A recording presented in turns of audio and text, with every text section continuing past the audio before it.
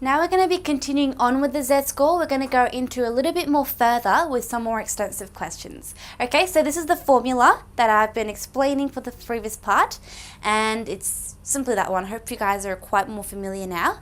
And this is our normal distribution curve. It's like a bell shape. And one thing you remember, this and the ends of the normal distribution, guys, they don't actually, it looks like it's touching because it's very far away, but it's actually not going to be touching. It's just keep going, tending to it. So this should just keep extending but not touching. So it's like that kind of bell-shaped curve. Okay, so and I've got my Z-scores there. So let's try and do the questions.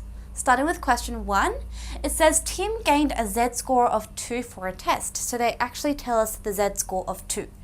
Now A, it says describe his result in terms of the mean and standard deviation of the test. So we're going to describe what the Z-score of 2 indicates to us in terms of the mean and the standard deviation. Now, if I actually draw up my normal distribution curve and show you whereabouts the Z-score of 2 is in terms of the mean, what we can do is do this. You remember our normal distribution curve is simply our bell-shaped curve. I've just drawn that really roughly. And the center point is always the mean. So I'll just note that as X with the bar on top, the mean. And a Z-score of positive 2 indicates it's 2 standard deviations. So see how this is 2 times standard deviation, 2 standard deviations above the mean in the positive direction on the right. So that's where his score is. So comparing to the mean, the rest of the data, he did very, very well, didn't he? Because that's the mean, and he did quite well above the average. So this simply, as the diagram indicates, it tells us that Tim's test was 2 standard deviation above the mean. Okay, above the mean because it's positive 2. That's all you need to state. It's just like a one line sentence rather. B, the test has a mean of 80 and a standard deviation of 5. Find his actual mark. So, his actual mark will be his actual score, the score that he got in the test. Now, it tells us that the mean is 80 and they also give us a standard deviation, which is 5. And we also have the Z-score. So we can simply use our Z-score formula, can't we? So Z-score is 2. The score we don't know. That's the actual mark that we want to find. So we'll leave it unknown. The mean is 80 and the standard deviation is 5. So I'm just going to put that all into the formula like that. So the Z-score is all equal to 2. So let's solve for X, guys. Multiply by 5, which is equal to 10. So if X minus 80 is equal to 10, we can add 80 to put it over to the other side, right? So 10 plus 80 is 90. So we can say that his actual mark is simply 90. The score of 90 got him to get a Z-score of 2, which indicates that it's 2 standard deviations above the mean. Question 2, Amy gained a Z-score of -1 for a test. So it's very similar to the previous question, but this time Amy scored a Z-score of -1.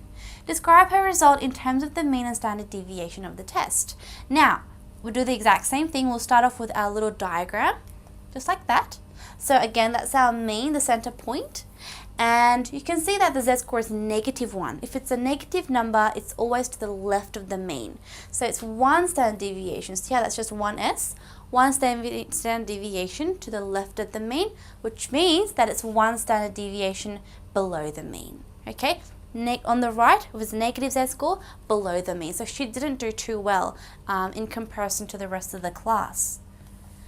B, the test has a mean of 70 and a standard deviation of 4. So they give us a standard deviation and the mean. We want to find her score as well, actual mark. So we're going to use our Z-score formula again. The Z-score she's got, the Z is -1.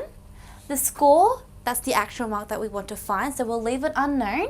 The mean is 70, the standard deviation is 4. Just plug it all into the formula just like that. I'll just put my Z-score on the right, and let's just solve for X, because we want to find the actual mark. So we're dividing by 4, so move it over by multiplying by 4. -1 times 4 is -4. So X minus 70 is -4, so we can add by 70 over to the other side, which is going to be 66. So we can say Amy's actual mark is 66. That's what she scored in her test, which means she didn't do too well because she's got a Z-score of -1, which is below the mean, 1 standard deviation below the mean. Question 3. The mean is 100 and the standard deviation is 10. Now Mary has a z-score of 0. What mark does she achieve in the test? Now guys, you can do the same thing, you can just use your z-score formula, but this one is actually a more simple question where you can just try to understand the context of the question. See, they do give us the mean and they do give us the standard deviation and they do give us a z-score, so as I said, you can just plug this into your z-score formula. But guys, remember what I told you in the earlier video, I think the previous video? It says a z-score of 0. What does that indicate? Remember, a z-score of positive 1 means that it's 1 standard deviation above the mean. A z-score of negative 1 means it's 1 standard deviation below the mean. But what about a z-score of 0?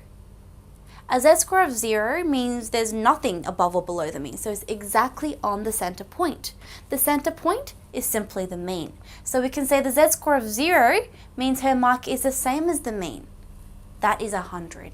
So we can say that the score she got is 100. Because remember our z-score? Z-score is score minus the mean over the standard deviation.